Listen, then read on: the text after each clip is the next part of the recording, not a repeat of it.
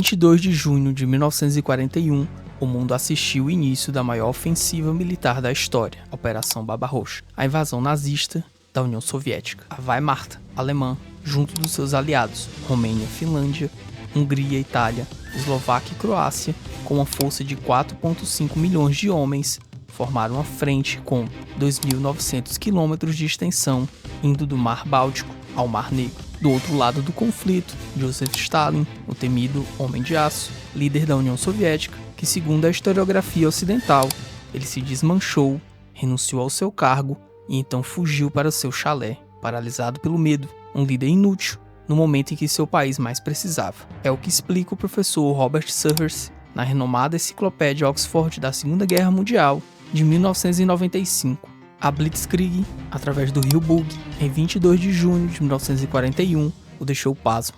Por horas, ele se recusou a autorizar a retaliação, ainda esperava, contra todas as chances, que o que estava acontecendo fosse apenas uma provocação. Eventualmente, ele voltou ao senso, mas, embora tenha participado da tomada de decisões de emergência, se passaram vários dias antes que ele se recuperasse do choque. Ele deixou para Molotov transmitir a terrível notícia para o público. Os pensamentos privados de Stalin eram desanimadores. Tudo o que Lenin criou, perdemos para sempre. Stalin se recompôs de quase um colapso mental completo. No primeiro mês da guerra, ele agiu com cautela e sem a confiança anterior.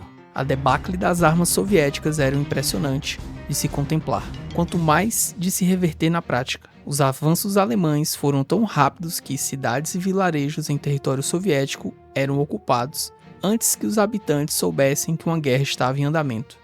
Será que esta é a história completa? Para responder essas perguntas, colocaremos à prova a abordagem historiográfica comumente utilizada por canais de história aqui da plataforma. Embarcaremos em uma análise historiográfica complexa e atualizada para entender o elaborado prelúdio da Segunda Guerra Mundial, que serve como um contexto para as ações de todos os países envolvidos. Iremos também listar os esforços diplomáticos dos lados envolvidos, bem como a reação de Stalin à Blitzkrieg alemã.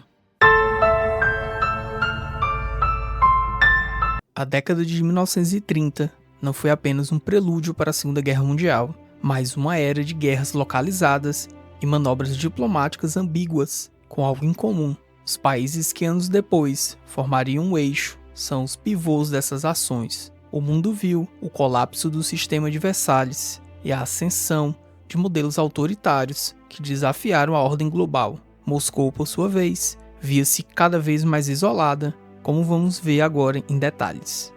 Após a derrota da Alemanha na Primeira Guerra e a obrigação do cumprimento do Tratado de Versalhes, a República de Weimar tem dificuldades em recuperar o nível de atividade econômica e industrial e uma série de restrições no campo militar. O rearmamento alemão não começa em 1933, ele já começa em 1922. A República de Weimar assina o Tratado de Rapallo com a União Soviética, com cláusulas secretas com o objetivo de burlar o Tratado de Versalhes. Logo depois, o rearmamento contou com créditos essenciais para a revitalização da indústria pesada, crédito este concedido pelas potências ocidentais e com apoio de cartéis industriais. Neville Chamberlain, primeiro-ministro do Reino Unido, endossa essa política do apaziguamento, realizando o objetivo secreto dos setores conservadores britânicos de transformar a Alemanha de Weimar em uma égide contra a União Soviética. Em uma Europa tensa, anterior a 1929, os chamados mercadores de canhões, como os alemães Krupp e Thyssen, e os franceses Schneider e De Vendel, estes últimos ligados também às indústrias do aço e do carvão, já buscavam consolidar apoios. Na Grã-Bretanha, figuras como Neville Chamberlain e Lord Halifax, expoentes de uma facção do Partido Conservador, juntamente com o casal Astor, organizaram o denominado Grupo de Cliveden. Este grupo seria o articulador político em escala mundial do cartel do aço e do carvão, angariando suporte em países como Suíça, Suécia, Bélgica e Holanda. A visão defendida por esse círculo era de que a Grã-Bretanha não sobreviveria a um novo conflito europeu. Nesse contexto, a abdicação do rei Eduardo VIII, em 1936, após a morte de seu pai, Jorge V, teve motivações que ultrapassaram a questão sentimental. O obstáculo real não foi seu desejo de se casar com uma norte-americana divorciada, Wallis Simpson, mas sim as conexões desta com agentes nazistas, somadas às simpatias do próprio rei pela Alemanha, uma combinação extremamente incômoda para o governo britânico. Como explica o professor e historiador, que é referência nacional no tema, Paulo Vicentini, em sua obra O Eixo e a União Soviética na Guerra Mundial, temos: para este grupo, era necessário criar uma frente de potências europeias, onde o Império Britânico e a França exerceriam seu poder nos impérios coloniais e a Alemanha caberia a tarefa de dominar a Europa centro-oriental, destruindo o Estado soviético e o movimento operário no continente. O apoio destes políticos e industriais a Hitler foi decisivo, quando as opções se esgotaram na Alemanha em crise no início dos anos 1930, e serão eles os principais mentores da chamada política de apaziguamento, que vai permitir aos nazistas ampliar o território e o poder militar industrial da Alemanha sem encontrar resistência séria. No segundo volume do Mein Kampf, Hitler estabeleceu como objetivos do movimento revisar o Tratado de Versalhes, incorporar a Áustria, transformar a Polônia e a Tchecoslováquia em estados vassalos e confrontar a França antes de enfrentar a Rússia soviética. Por fim, pretendia estabelecer um poder mundial compartilhado com o Império Marítimo Britânico, também germânico. Em 1935, esse projeto conservador começa a dar resultados. É assinado entre o Reino Unido e a Alemanha o Acordo Naval Anglo-Germânico, que permite uma expansão da Marinha Alemã e instituído o serviço militar obrigatório. Este vai ser o primeiro marco da destruição do Tratado de Versalhes, com a anuência das potências ocidentais.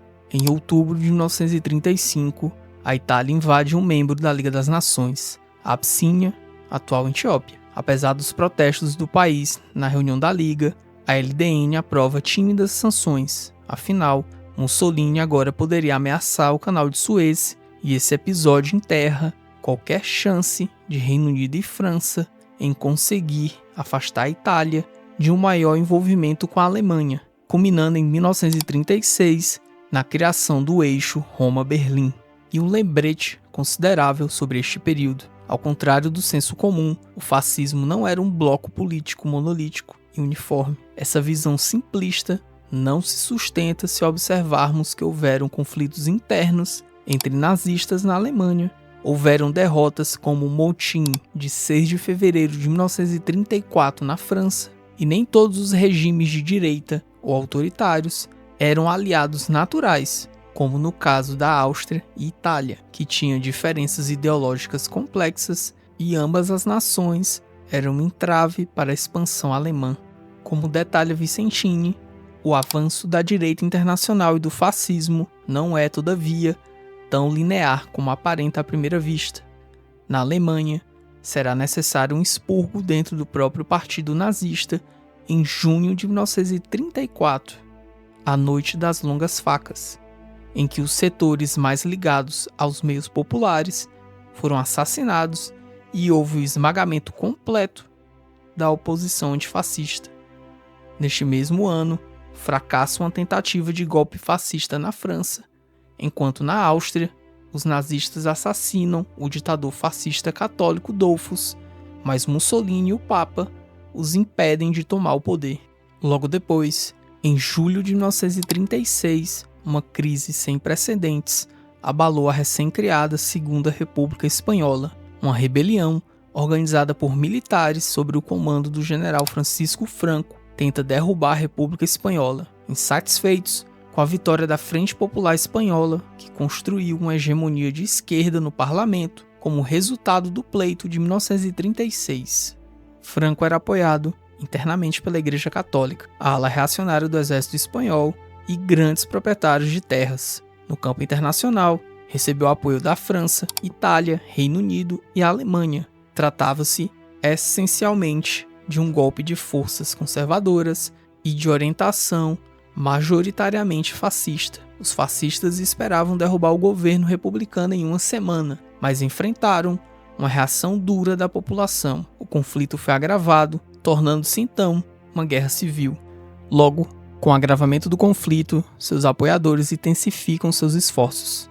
Vicentini detalha esses esforços da seguinte maneira: a Guerra Civil Espanhola constituiu um dos exemplos das misérias e grandezas da época. A luta entre espanhóis teve uma radical politização de massa dos dois lados e foi escarniçada, envolvendo outros povos para os quais se tratava de uma luta entre fascismo e a democracia. A República recebe apoio material da União Soviética e a Internacional Comunista organiza os voluntários de todas as origens nacionais e ideológicas antifascistas nas brigadas internacionais, 15 mil aproximadamente. Franco é apoiado pela Legião Condor alemã, 10 mil soldados, com aviação e blindados modernos, pelo Corpo Expedicionário Italiano, em torno de 100 mil homens, além de fascistas de vários países, algumas centenas. Houve combates de brigadistas alemães e italianos contra seus conterrâneos da Legião e do Corpo Expedicionário, respectivamente.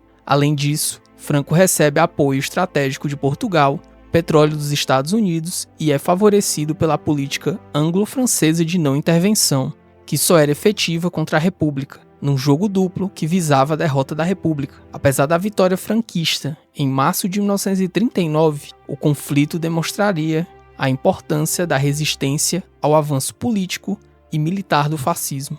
Paralelamente à crise espanhola, a Alemanha continua seu projeto de alianças internacionais e contando com a leniência anticomunista da política anglo-francesa de apaziguamento. Em novembro de 1936, assina com o Japão o Pacto Anti-Comintern, onde se comprometem com uma aliança formal contra a Internacional Comunista e contra a União Soviética. Este pacto, em conjunto com o eixo Roma-Berlim, se complementam formando a aliança fascista eixo. A União Soviética, para não ficar isolada, mobiliza esforços diplomáticos, liderados pelo Comissário do Povo para os Negócios Estrangeiros da União Soviética, Maxim Litvinov. Litvinov aproveita a entrada da União Soviética em 1934 na Liga das Nações e promove sua doutrina da segurança coletiva, tentando criar uma coalizão antifascista e procurou-se se aproximar da Inglaterra e da França. Ao colocar em perspectiva o desenrolar da situação espanhola na Liga das Nações, podemos perceber um prenúncio do que seria a posição das potências ocidentais frente ao fascismo. Como aponta Vicentini, foi justamente tentando evitar tal evolução, bem como manter a cooperação com as potências ocidentais através da política de segurança coletiva. A União Soviética ingressara na Liga das Nações em 1934, que Stalin buscou conter elementos revolucionários anarquistas e marxistas independentes espanhóis. Defendeu a legalidade internacional da República, membro da Liga das Nações, ameaçada por um golpe de Estado com apoio fascista externo, mas a Liga tratava os sublevados franquistas e o Estado-membro agredido como, abre aspas, equivalentes legítimos, fecha aspas, buscando um papel de mediadora, pois Londres e Paris defendiam a não intervenção. A nova conjuntura levou Hitler a avançar para além da revisão do Tratado de Versalhes, iniciando um expansionismo mais agressivo. Sem um plano detalhado, ele preferia explorar oportunidades, encontrando na política de apaziguamento britânica, liderado por Neville Chamberlain, um ambiente favorável. Essa política, ao ceder antecipadamente para evitar conflitos, permitiu que Hitler manipulasse o nacionalismo das minorias alemãs na Áustria, Tchecoslováquia e Danzig. Apesar de prever o uso de força, o desafio imediato de Hitler era interno: rearmar a Alemanha sem desestabilizar sua economia. Após o fracasso do golpe nazista austríaco em 1934, a Tchecoslováquia, uma democracia industrializada e aliada da França e da União Soviética, que poderia apoiar a Áustria em caso de guerra, vira o novo alvo. No entanto, a Áustria volta a ser alvo após a passividade e leniência franco-britânica por causa da política de apaziguamento e da entrada da Itália de Mussolini para o eixo Berlim-Roma. A crise austríaca desencadeou-se quando o chanceler austríaco Schuschnigg, pressionado e isolado politicamente, marcou um plebiscito sobre a independência, tentando algum apoio das potências ocidentais, mas foi em vão. Hitler reagiu com improviso e ameaças, culminando na entrada das tropas alemãs em março de 1938. Não uma invasão violenta, mas uma marcha caótica e aclamada. Em Linz, emocionado, Hitler decidiu pela anexação total. frustrando os planos dos nazistas austríacos que estavam preparados para tomar posse. O ato foi legitimado por um plebiscito e aceito sem reação das potências, aumentando a ousadia do Führer.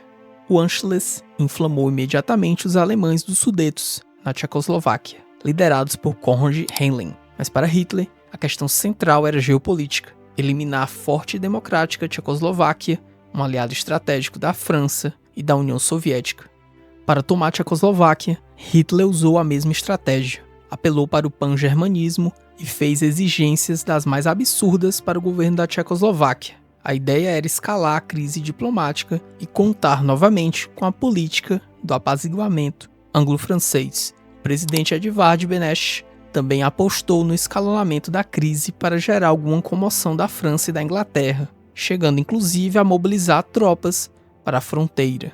Temendo a deflagração de um conflito, França e Inglaterra entram nas negociações, porém com um objetivo bem diferente do que era desejado por Beneš. Como explica Vicentini no seguinte trecho: a União Soviética prometeu socorrer militarmente o governo de Praga, mas Beneš declinou, para obter apoio dos conservadores tchecoslovacos e não alienar o apoio anglo-francês. Mas ele foi pressionado pelos ingleses e franceses quando a direita voltara ao poder, a ceder e manter a paz, recusando o apoio da União Soviética e aceitando suas garantias. Além disso, a Polônia e a Romênia recusaram-se a permitir a passagem de tropas soviéticas para defender o território tchecoslovaco em caso de invasão alemã. Hitler compreende a política de apaziguamento britânica e as vacilações francesas e explora habilmente a situação. França e Inglaterra realizam o Acordo de Munique, o ponto máximo da política de apaziguamento, onde as potências ocidentais rifaram um aliado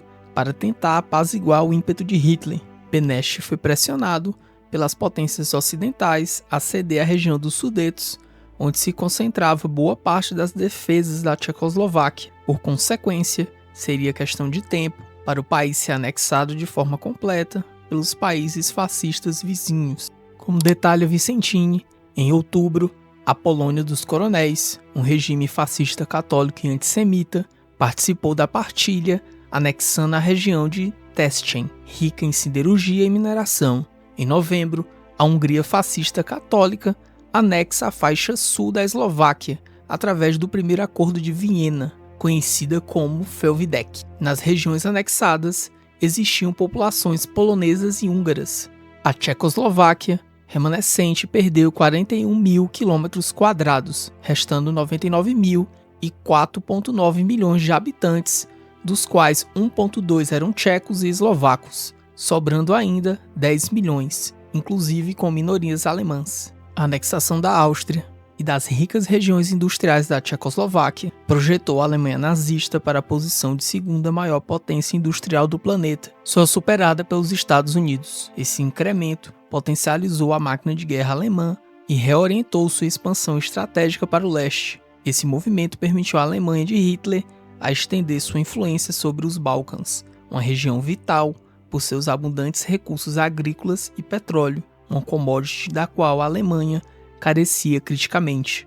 Paradoxalmente, mesmo à beira do conflito, o potencial econômico alemão continuava a ser reforçado por capitais vindos da Grã-Bretanha e França e de outras nações neutras.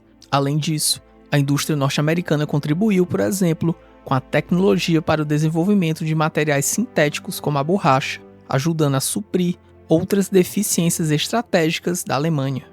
Moscou interpretou essa estratégia como uma manobra para direcionar a agressão nazista para o leste. Stalin temia que as potências ocidentais buscassem uma acomodação com Hitler, forçando a União Soviética a lutar sozinha contra a Alemanha. Essa percepção soviética era reforçada ainda mais pelo fato de que a União Soviética tinha um pacto de assistência mútua, tanto com a Tchecoslováquia como com a França, mas nem o governo soviético e nem o governo tchecoslovaco foram chamados para a reunião que selou o destino da Tchecoslováquia. Como explica o professor Francisco Carlos Teixeira, uma das principais referências nacionais sobre o assunto, no artigo O Exército Vermelho na sua hora mais difícil, 1941 a 1943, um breve ensaio de polemologia, o texto integra a obra O Caminho da Vitória de Moscou a Berlim, da qual é co-organizador Temos. Entretanto, a República Francesa e a União Soviética haviam assinado, em 1935, o Tratado Franco-Soviético de Assistência Mútua, justamente para conter o Terceiro Reich em caso de agressão às partes. No mesmo ano, a União Soviética firmou um acordo semelhante com a República da Tchecoslováquia. Ainda assim, nem Praga nem Moscou foram convidadas a participar da Conferência de Munique, onde, na prática, se decretou o fim da Tchecoslováquia. Em Moscou, a postura francesa, ao ceder aos interesses nazistas, foi interpretada como um abandono informal do Pacto Franco-Soviético e uma traição aos compromissos internacionais. Pouco tempo depois, em comum acordo com Berlim, Polônia e Hungria se uniram aos signatários do Pacto de Munique, ocupando também territórios tchecos. Antes de 1939, a União Soviética estava negociando uma aliança tripla de caráter militar no contexto da segurança coletiva com a Grã-Bretanha e a França, visando garantir a segurança europeia contra a expansão alemã. No entanto, Stalin concluiu que Londres e Paris estavam manobrando para provocá-lo a uma guerra soviética-alemã e tratando a União Soviética como uma mão de obra sem nenhuma contrapartida. A União Soviética via as potências ocidentais como dispostas a forçá-la a lutar sozinha contra a Alemanha. Litvinov, o então comissário soviético para assuntos estrangeiros, buscou a segurança coletiva, mas o Pacto de Munique, que ignorou a União Soviética, expôs o fracasso completo dessa política. O objetivo de Litvinov era, prioritariamente, obter autorização para que o Exército Vermelho pudesse realizar manobras em territórios vizinhos, já que a União Soviética não fazia fronteira direta com a Alemanha.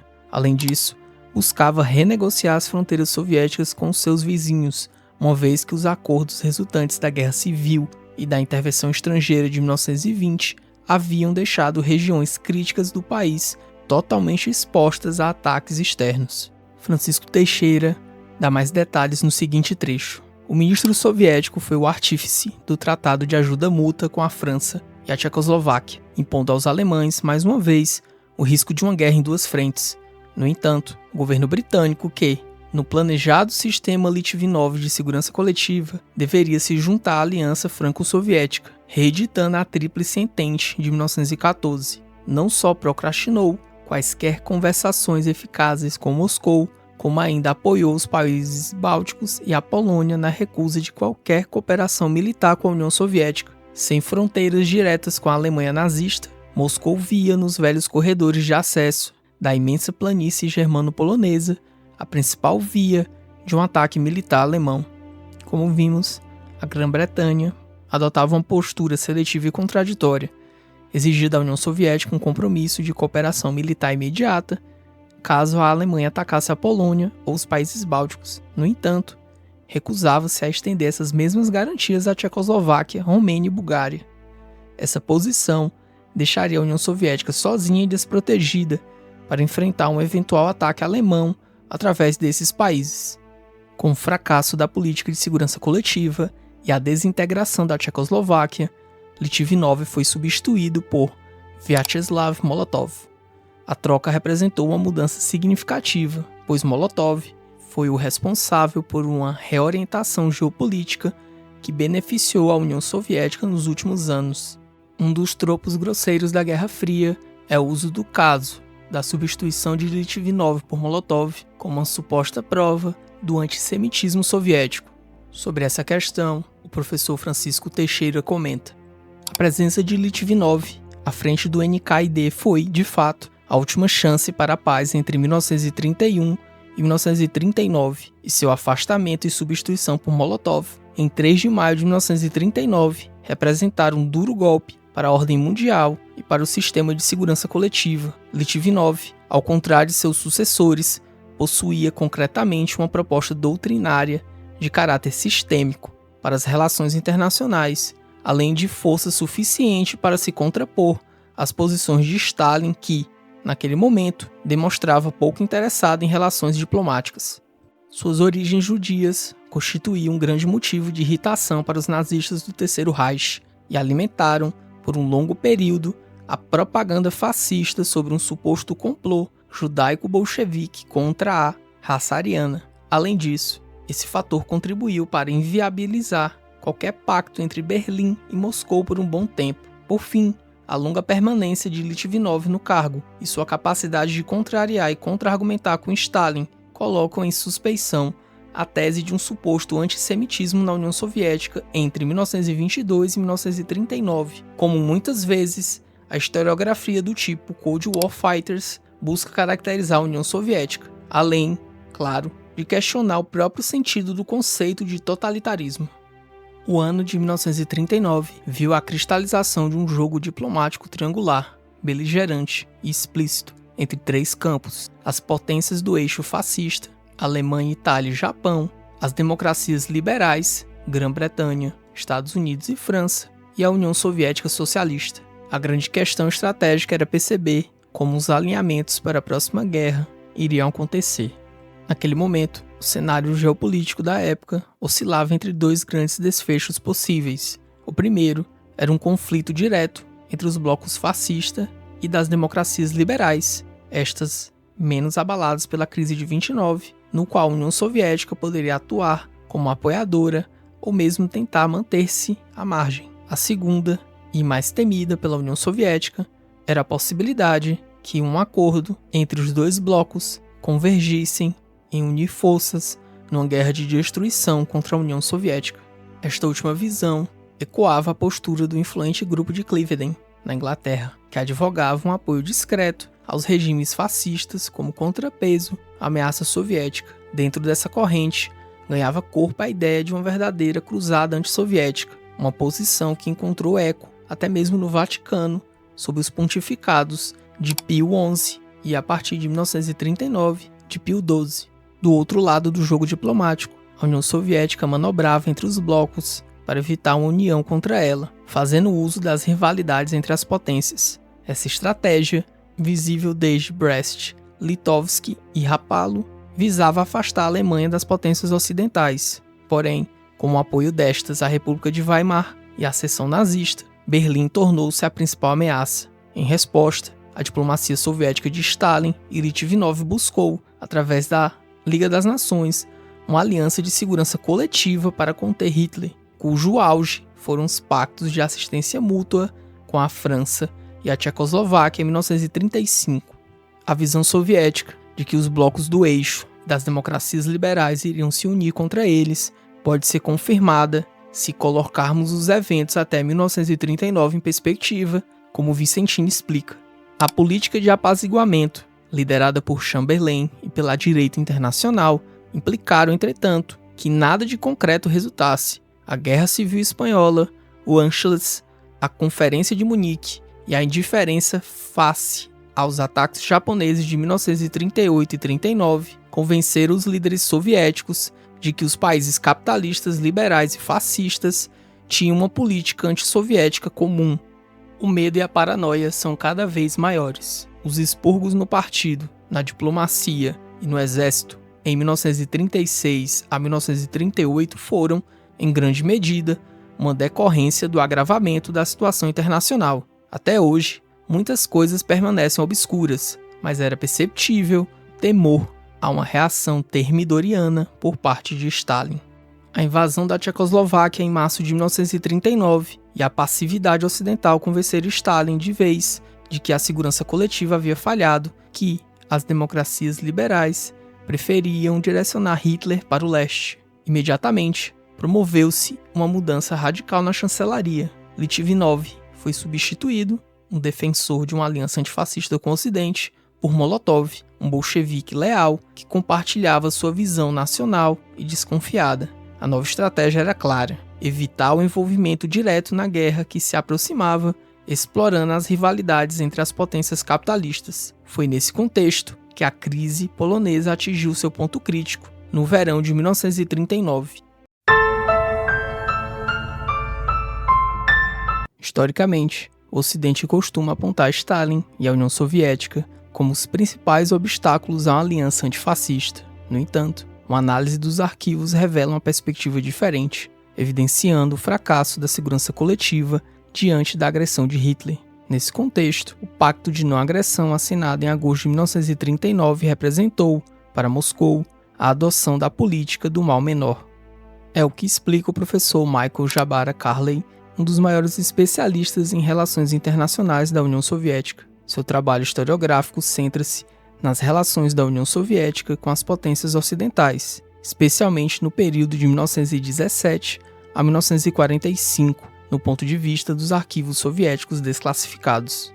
Em sua obra, Aliança Fracassada de Stalin, a luta pela segurança coletiva, 1936 a 1939, publicado em 2024, realizada com base em uma extensa documentação soviética inédita, propõe uma reinterpretação das relações entre a União Soviética e o Ocidente, entre 1936 a 1939, desafiando a visão consolidada de que Stalin foi o principal obstáculo a uma aliança antifascista.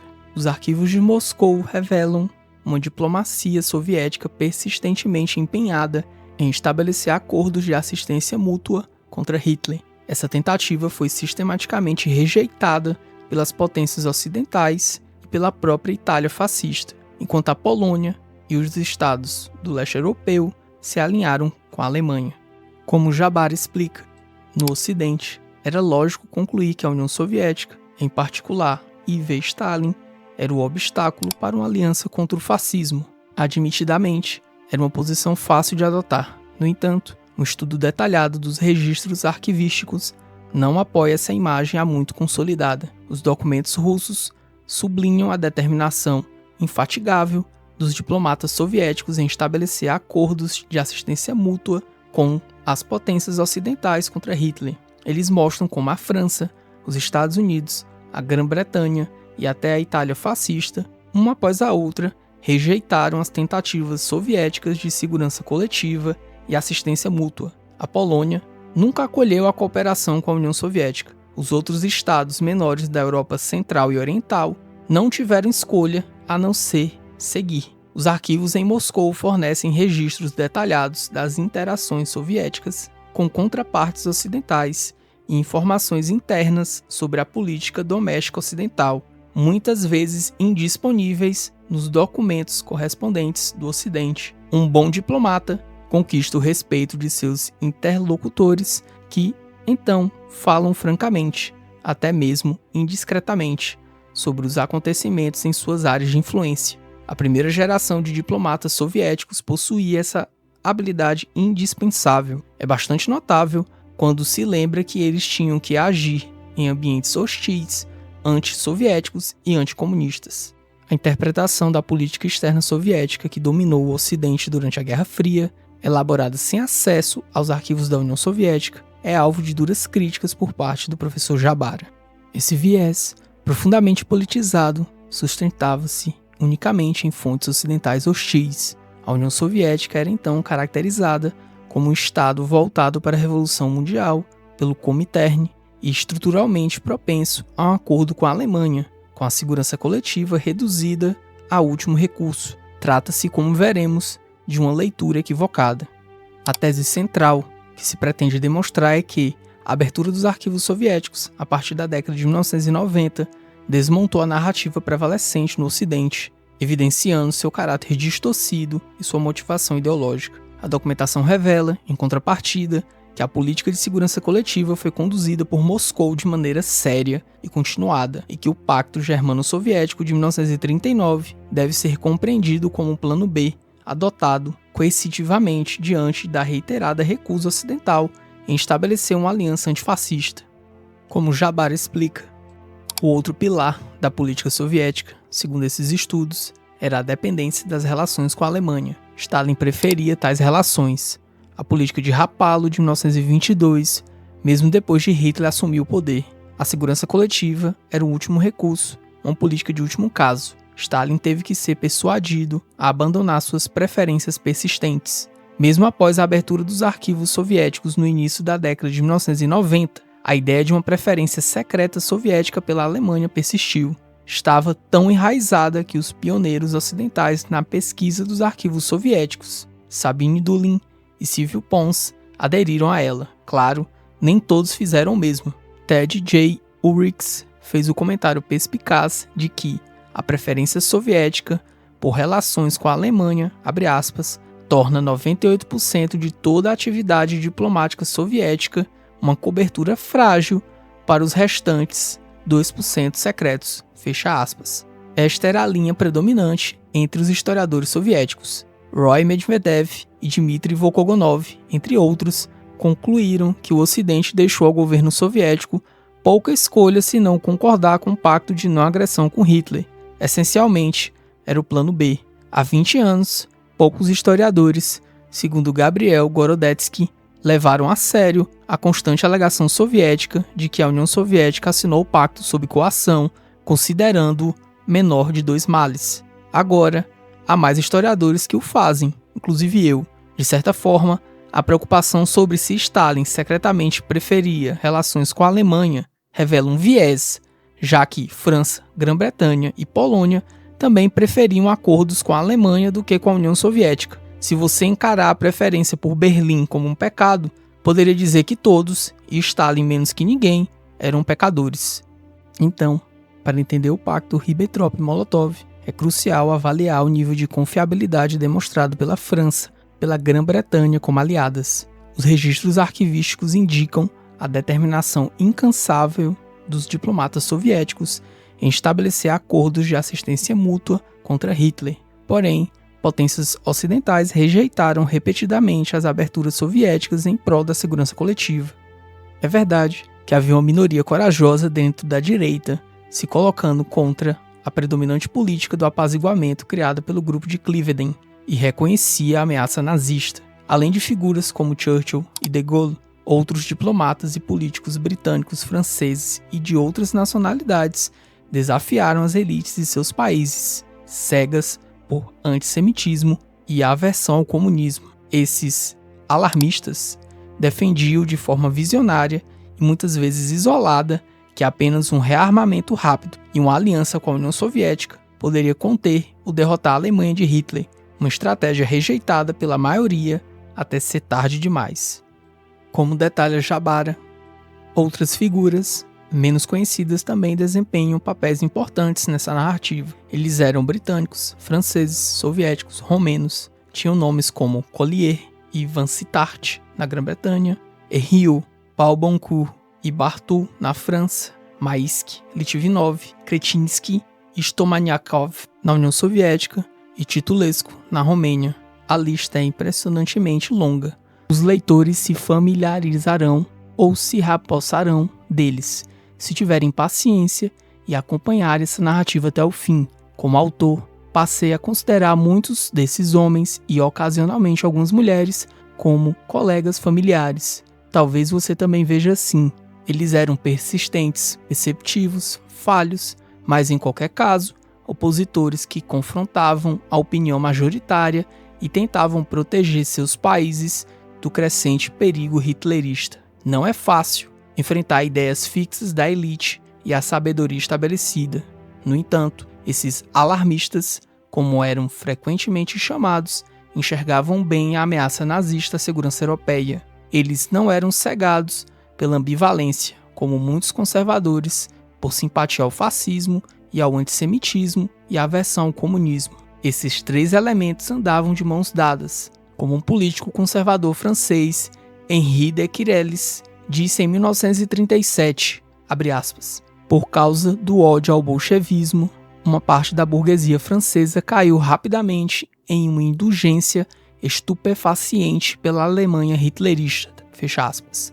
Haviam corvos brancos, como um diplomata soviético os chamou, que desafiavam a sabedoria majoritária, exigindo rearmamento rápido e uma aliança com a União Soviética. Era a única maneira de conter a Alemanha hitlerista ou derrotá-la na guerra se a contenção falhasse. Sozinhas, França e Grã-Bretanha não tinham qualquer chance contra a Weimar. A propósito, para seu grande crédito, Querelles foi o único deputado de todo o espectro à direita de um pouco conhecido socialista independente e dos comunistas a votar na Chambre des Députés contra os acordos de Munique, concluídos em 30 de setembro de 1938.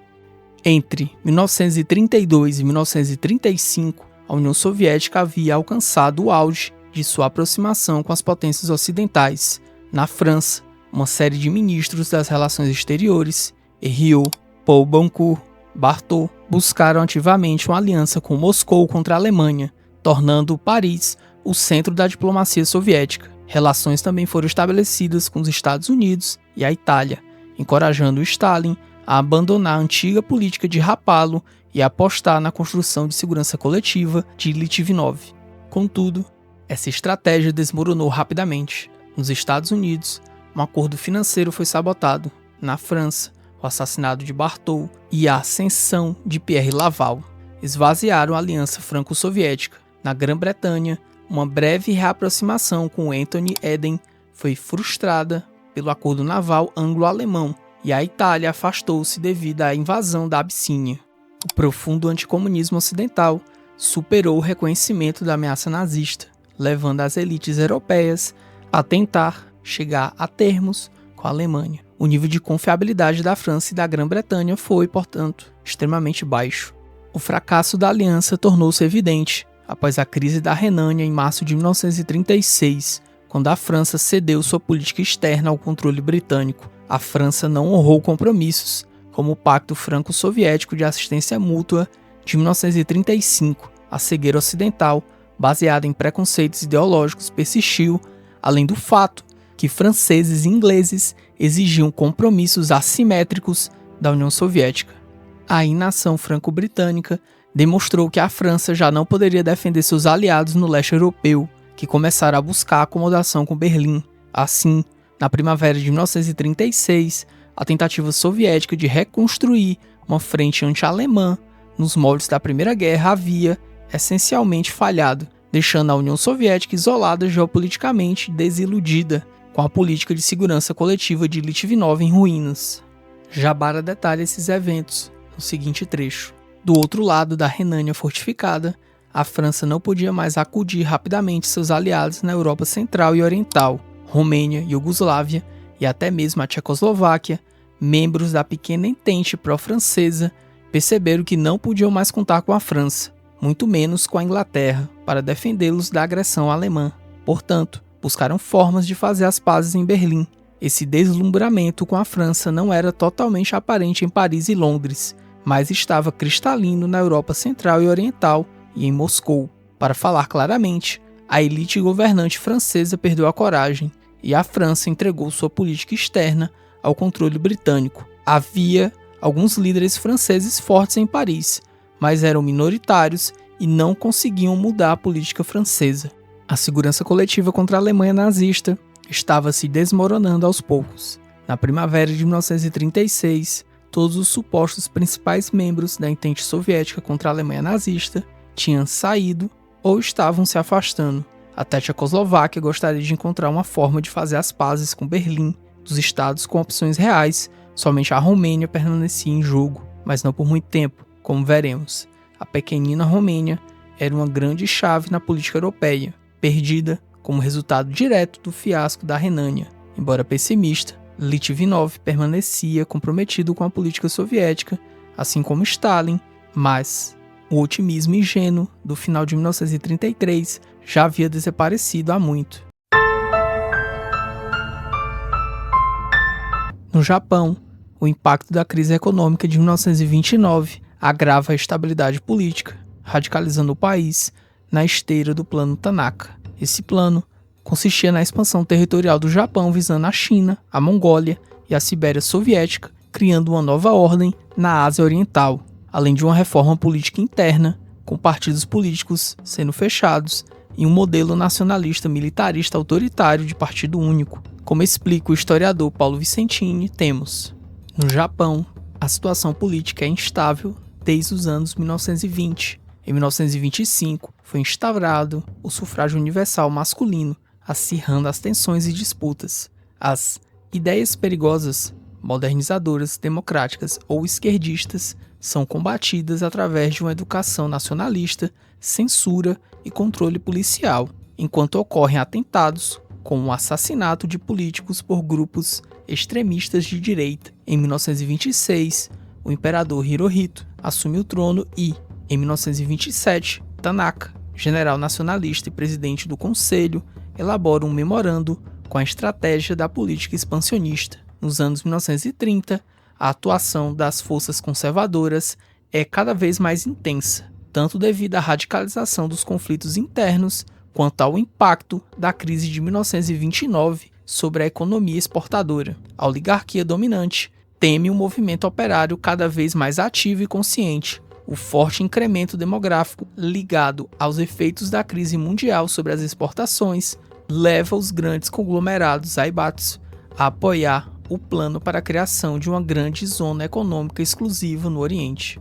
O Japão invade a Manchúria em 21 de setembro de 1931. O casus belli para a invasão japonesa foi um ataque de bandeira falsa chamado Incidente Mukden, onde militares japoneses explodem uma parte importante da malha ferroviária e acusam dissidentes chineses pela sabotagem. Este foi o primeiro passo para a criação da Esfera de Coprosperidade da Grande Ásia Oriental. A invasão serviu como um balão de ensaio para testar a fraqueza da Liga das Nações e dos Estados Unidos. Como explica Vicentini, a invasão da Manchúria representava, igualmente, um balão de ensaio, uma provocação destinada a testar a reação da Liga das Nações, da qual a China era membro, e dos Estados Unidos, para o prosseguimento do plano de expansão japonês. A LDN protesta timidamente, enquanto Chiang Kai-shek aceita a situação como fato consumado, devido à omissão de seus aliados internacionais para preservar suas forças contra Mao Zedong. O presidente Hoover chegou a declarar que a invasão japonesa era útil aos Estados Unidos para, abre aspas, manter a ordem e impedir a bolchevização da China, fecha aspas. Razão pela qual recomendo o abandono do sistema estruturado pela Conferência de Washington. Essa atitude instigava implicitamente Chiang Kai-shek a concentrar seus esforços contra os comunistas chineses e não contra os japoneses. A ofensiva do Kuomintang, KMT, contra o Partido Comunista da China leva Mao a empreender a épica longa marcha até o norte do país, no Shenxi, 1935, para escapar ao cerco e à aniquilação. Em 1937, a crise econômica mundial se intensifica novamente e a pressão japonesa ao norte da China crescia, ameaçando a Mongólia e a União Soviética. No final de 1936, o general Zhang Xueliang, descontente com a prioridade dada por Chiang Kai-shek ao combater os comunistas em detrimento da resistência ao Japão, sequestrou em Xi'an. Parte de sua frustração se devia ao fato do general ser manchu, e Chiang pouco fez para expulsar os japoneses da sua região natal. Após a mediação da União Soviética e do PCCH, Chiang foi libertado em troca da formação de uma segunda frente única, agora com foco contra o Japão. E a resposta japonesa à segunda frente única foi brutal, como explica o professor Vicentini no seguinte trecho. Como reação, em 7 de julho de 1937, o Japão invadiu o restante da China a partir de Pequim. A cidade de Xangai foi bombardeada pela aviação japonesa, com milhares de vítimas, e ocupada em 13 de agosto. Em outubro, foram conquistadas as cidades de Nanquim, Hankong e Cantão, estabilizando-se à frente. A grande ofensiva nipônica em 1937 e 38 permitiu a conquista do litoral do país e do baixo e médio vale dos rios Hwangho e Yangtze-Kiang. Esta região, embora menor que a controlada pelo Kuomintang, que instala sua capital em Chongqing, no interior da China meridional, era a mais povoada, mais próspera e abrigava as cidades mais importantes e a rede de transportes. Os japoneses, que haviam longamente preparado alianças no país, criam um governo colaboracionista, com a capital em Nanquim, dirigido por um senhor da guerra, o general Wang Xingwei. Apesar da frente unificada, houve colaboração entre Chiang Kai-shek e o Japão para conter o PCCH em algumas regiões. Depois desse momento, a frente é estabilizada, restando alguns pontos de guerrilha liderada pelos comunistas chineses. A Alemanha, que era um aliado inicial da China, é forçada a apoiar o Japão depois da assinatura do Pacto Anticomunista em 1936. Nesse momento, a China contou com a ajuda limitada da União Soviética e de forma indireta dos norte-americanos. Logo depois, uma outra tensão se inicia. Para Stalin, o Estado soviético enfrentava uma dura condição permanente, a necessidade de defender fronteiras vastas contra potências hostis em ambas as extremidades, como a Alemanha e o Japão. Entre 1935 e 1938, ocorrem os chamados expurgos no Exército Vermelho. Embora frequentemente descritos apenas como fruto da paranoia de Stalin, os documentos sugerem que os processos de Moscou também traduziam uma disputa sobre a doutrina militar adequada para a União Soviética. De um lado, oficiais formados na tradição czarista e defensores da cavalaria; do outro, reformadores, como o Marechal Mikhail Tukhachevsky, que buscava a modernização tecnológica e a implementação da estratégia em profundidade. Os expurgos atingiram cerca de 5.000 oficiais que foram afastados, presos ou executados sob acusação de conspiração com potências estrangeiras. 13 dos 15 generais de exército foram fuzilados. Essa alegada decapitação do comando soviético não passou despercebida. A inteligência nazista utilizou esses eventos para propagar a ideia de que o Exército Vermelho era uma força desorganizada e fraca. Porém, sobre essa questão da fraqueza do Exército Vermelho, bem como a alegada péssima performance soviética antes da Operação Barbarroxa alemã, é bem contraditória e contém muitas vezes tropos grosseiros da Guerra Fria. O professor Francisco Carlos Teixeira comenta essa questão no seguinte trecho: frequentemente, tais expurgos foram usados para justificar a suposta, abre aspas, fraqueza, fecha aspas, do Exército Vermelho. No entanto, essa versão, inicialmente propagada pela inteligência nazista, na qual, para sua própria desgraça, acabou por acreditar, não explica as vitórias soviéticas sobre o disciplinado, moderno e bem equipado Exército Imperial Japonês, 1939, e sobre a Finlândia, na Guerra do Inverno, 1939-1940. Assim, apesar da, abre aspas, desorganização, fecha aspas, pretendida pela historiografia ocidental, o Exército Vermelho foi capaz de vencer a maior potência da Ásia e, ao mesmo tempo, na verdade em uma diferença de 2 meses, travou uma guerra no Ocidente contra um país que recebeu auxílio em armas, equipamentos e inteligência tanto das potências ocidentais quanto do próprio Terceiro Reich. Além disso, é importante destacar que a maioria dos oficiais afastados do Exército Vermelho eram comissários políticos e não militares de carreira. Cerca de 80% dos oficiais expurgados até 1939 foram reintegrados em 1941, desmontando a ideia de fuzilamentos em massa. Enquanto os processos de Moscou aconteciam, uma ameaça concreta emergia no Oriente. Guiada por uma elite militarista fascista, o Império Japonês buscava construir uma esfera de influência autossuficiente por meio da conquista territorial. Seu exército, que via a União Soviética como o principal obstáculo à expansão no leste da Ásia.